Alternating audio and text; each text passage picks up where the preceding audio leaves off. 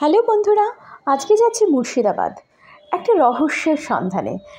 এই রহস্যটা কি না, সেটা হচ্ছে আজিমুন্নেসা বেগমকে নাকি জীবন্ত সমাধিস্থ করা হয়েছিল।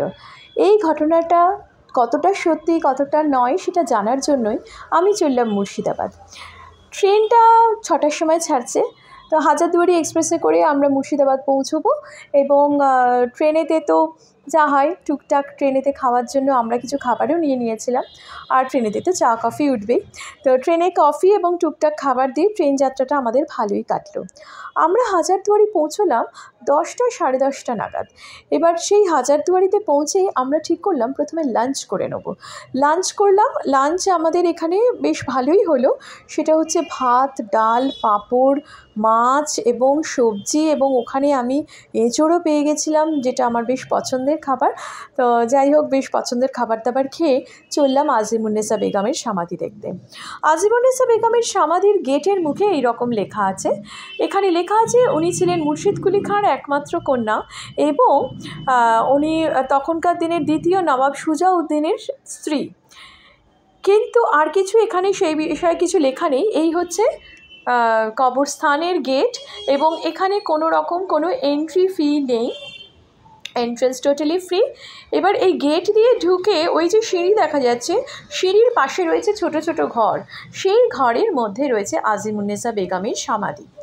লোকের মুখে এবং গাইডের কাছ থেকে যা জানতে পারলাম সেটা হচ্ছে যে এই আজিমুন্নেসা বেগম নাকি একবার খুব অসুস্থ হয়ে পড়েছিলেন, এবং তিনি এতটাই অসুস্থ হয়ে পড়েছিলেন যে চিকিৎসক তাকে বাচ্চাদের কলিজা খাওয়ার জন্য বলেছিলেন যে ওই রোগ থেকে মুক্ত তখনই হবেন যদি উনি বাচ্চাদের কলিজা খেতে পারেন।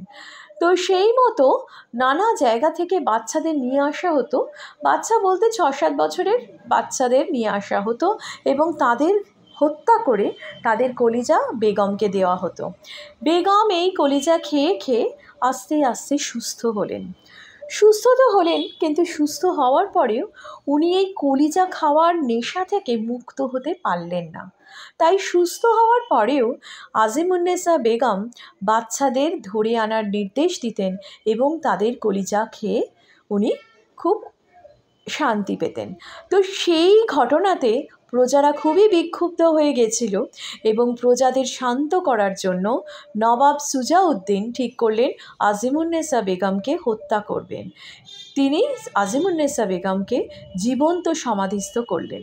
এই সেই স্থান যেখানে আজিমুন্নেসা বেগমের জীবন্ত সমাধি হয়েছিল।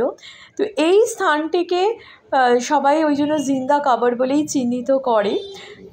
ইতিহাসে আমরা এই ঘটনাটার খুব কিছু তথ্য পাই না, কিন্তু লোকমুখে এবং বংশ পরম্পরায় প্রত্যেকেই এই ঘটনাটা বলে আসছে, এবং আজও আমরা এই স্থানটা দেখছি।